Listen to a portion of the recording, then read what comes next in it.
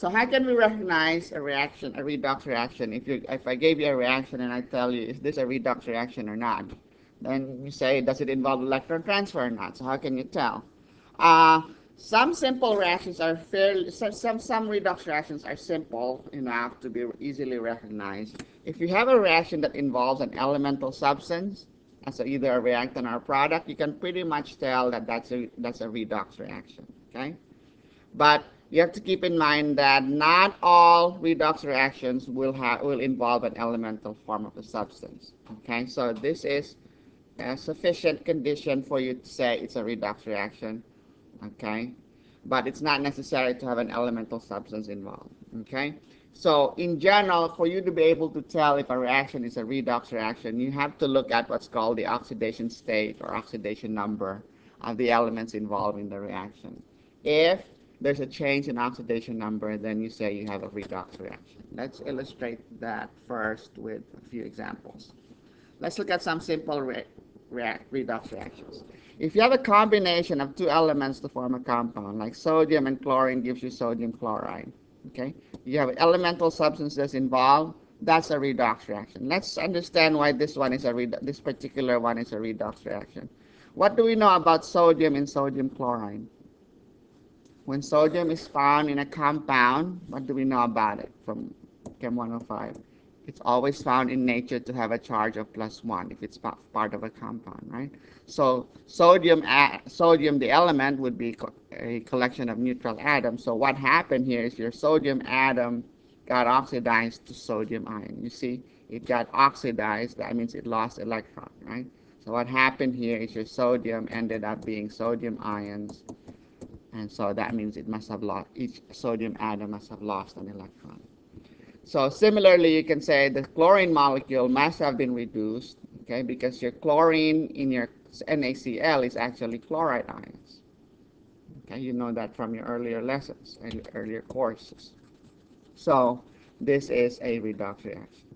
If you have a displacement reaction, you have one element displacing another in a compound, that's also a redox reaction. So what's the element in this?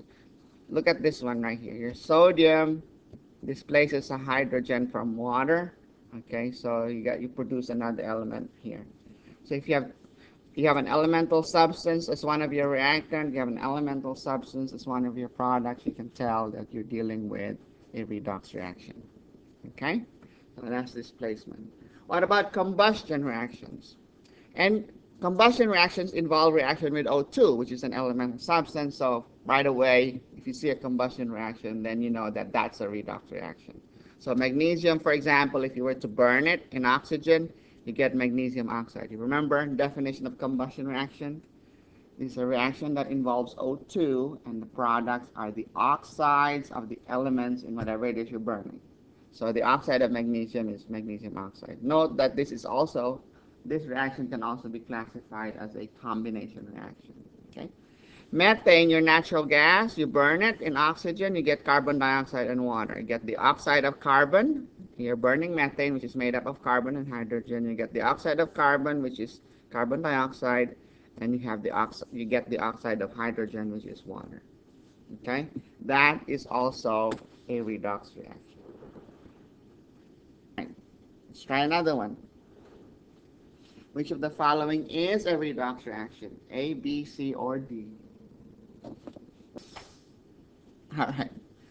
This is an elemental substance. That's an elemental substance. So definitely that's a redox reaction. Okay? In fact, your silver, in pure silver, it has a charge of 0, right? Whereas in silver chloride, you know that has a charge of +1. So what happened to the silver here? It lost an electron, so we say the silver was oxidized, right? Silver atoms were oxidized to silver ions, and then your chlorine here, the atoms in your chlorine got reduced to chloride ions. So that involves a gain of 2 electrons, reduction. So that's redox. But what about choice A? That's not a pure elemental substance. The fact that it is written with a charge on it, that's an ion. That must be part of something. Ions don't come by themselves. So that's not a pure elemental substance. That is a part that must have come from some compound. If you have to remember that your previous lessons on net ionic equations, this is an example of a net ionic equation. It involves some other things, but they were canceled out because they turned out to be spectator ions. Okay? Chloride here is not a pure elemental substance. But how do we know that this is not a redox reaction? Well, Ag plus chloride gives you AgCl. What do we know about silver and silver chloride? It has a charge of +1, and the chlorine in silver chloride has a charge of -1. Nothing happened to the silver. It's still +1. Nothing happened to the chloride. It's still -1. They just happen to have come together to form a precipitate. This is a precipitation reaction. Okay? You have two ions in aqueous solution combining to form a precipitate. Okay? It's not a redox reaction. So the correct answer is just B. Sorry.